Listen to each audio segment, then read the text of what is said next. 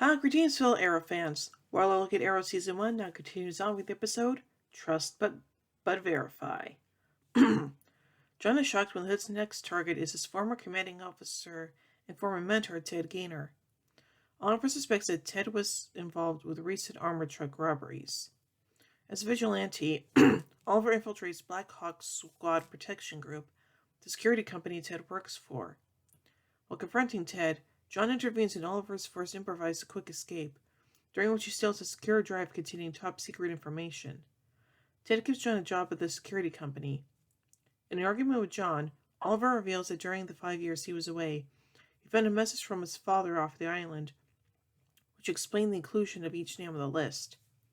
However, eventually, Oliver agrees to give John a chance to prove Ted Gaynor's innocence. While shopping with Thea for her birthday dress, Moira receives a call from Malcolm Merlin. She agrees to stop Carl Ballard from going against Malcolm and Tempest's plan in exchange for proof of Walter Steele's life. Thea witnesses their meeting and begins to suspect that Malcolm and Moira are having an affair. She brings this to Oliver's attention and also mentions that Moira and Robert have been fighting for some time before the seeking of the Queen's Gambit. Oliver confronts Moira, who reveals that Robert had actually been repeatedly unfaithful to her, but requests that Oliver never tell Thea about it, as it would tarnish her father's legacy in her eyes. Oliver agrees. While working on the construction of the nightclub, Tommy receives a call from his father. Malcolm apologizes for his harsh words and invites him and Laurel to dinner that night. Tommy, after some encouragement for Laurel, hesitantly agrees. The dinner seems to go well. At the end, however, Malcolm attempts to get Tommy to sign an agreement to shut down a free health clinic in the Glades that had been run by Tommy's late mother and Malcolm's late wife, Rebecca. Tommy angrily refuses and storms out. Oliver gives the secure drive to Felicity Quinn Consolidated, claiming that it's for a scavenger hunt with the case of Chateau Lafite Rothschild 1982 at the end. Felicity agrees to crack the drive for Oliver in exchange for a bottle. Meanwhile, John and Ted discuss old jobs at Big Billy Burger, where Carly is working. John is reintroduced to Paul Knox, also a former soldier, but not someone who he got along with. Felicity cracks the drive and finds information on it about the truck robberies.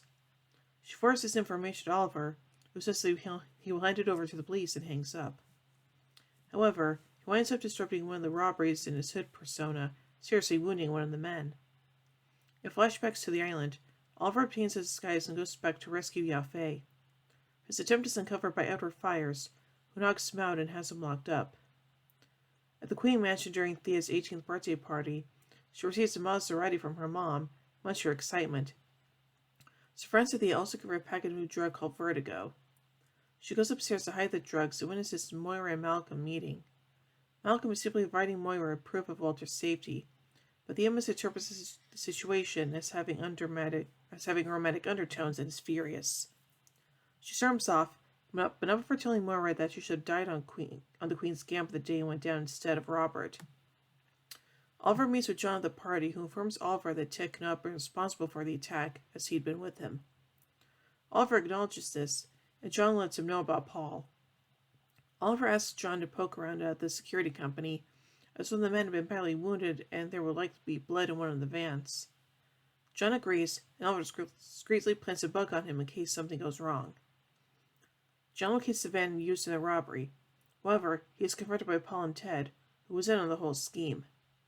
They are one man down due to Oliver, so they coerce John into participating in the next heist by kidnapping and threatening Carly. Oliver overhears all this and sets out to help John. Meanwhile, with her emotions running rampant, Thea takes her new Maserati out for a joyride.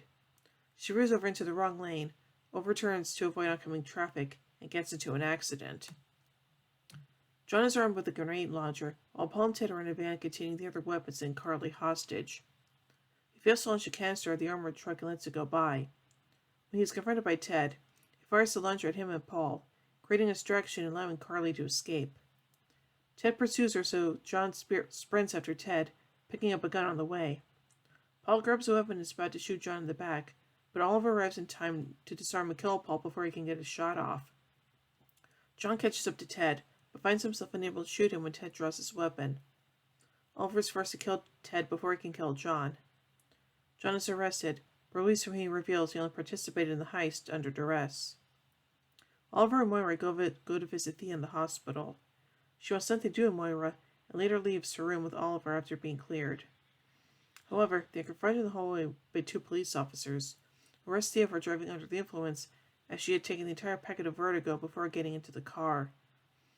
In the final flashback, Edward tells Oliver that his men wear balaclavas so that only their eyes are seen, as he can learn everything about a person from his eyes. At this, the soldier with Edward, who had also been the first to talk to Oliver earlier, lifts his balaclava. It is revealed to be Yao Fei, who has apparently been working for Edward the whole time. Dun dun dun. So let's take a look at some trivia surrounding this episode. With the exception of Robert, everyone in the original Queen family has been in hospital due to some kind of accident as of this episode. Oliver reveals to John that he found a message from his father which explained the nature of the list and implied it to be off of Lian Yu. This is the first indication that Oliver didn't spend all of his 5 years away on the island, which was confirmed in the final flashback of the Season 2 finale, Unthinkable. Robert's message was revealed in a flashback from the Season 3 episode, The Return. Thea confides to Oliver that she believes Moira and Malcolm were having an affair before Oliver and Robert were lost at sea. Moira denies the accusation when confronted by Oliver and revealed it was Robert, not her, who was having affairs. In Season 2, it was revealed that Moira did have a brief fling with Malcolm, resulting in Thea's conception and birth. This episode is set on January 19th, 2013, evidenced by the fact that in the next episode of Vertigo, Thea's lawyer mentioned that she was 2 days shy of her 18th birthday when arrested. Terry Chen, who played a soldier in this episode, will go on to play Genghis Khan in the DC's Legend of Tomorrow episode, Mortal Kombat. And now finally, let's take some goofs surrounding this episode. Malcolm tells Laurel that Rebecca was shot in her head and died, but in the undertaking and sacrifice, it was revealed that Rebecca slowly died of blood loss after being shot. However, since it is possible to not die instantly from bullet wounds to the head, it's not that far-fetched to say Rebecca could survive long enough to call Malcolm and leave him messages. Interesting. So overall, I say this is a pretty good episode of the show, and yeah, the whole thing of Moira and Malcolm, I do not like it, so yeah. So overall, I'll give the episode Trust but Verify 4 arrowheads out of 5. Well, anyway, tune in tomorrow as we take a look at the next episode, Vertigo. So, until then, in the words of Oliver Queen, you have failed this city.